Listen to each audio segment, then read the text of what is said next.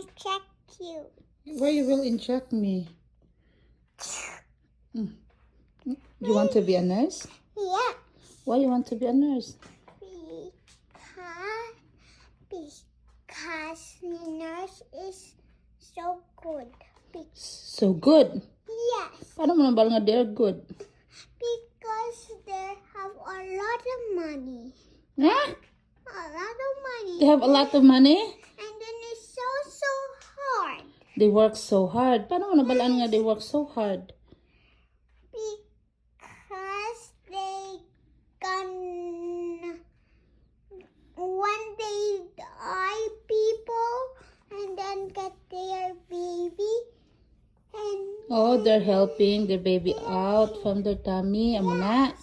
Di nga gusto mo gid mag-nurse. Gusto mo gid mag-nurse? Sino ang nurse nga gusto mo? Mama. Oh, si Mama. Nursing Mama, kuya. Ay, gusto ang bata nga mag-nurse. Di ano na lang ang imong gina-inject? Ano na, be? Patanaw ako, be? What's that, Gray? Gusto mo gid mag-nurse. Di din ka rin mag-work. Din ka mag-work. Siya sa doctor. As a doctor.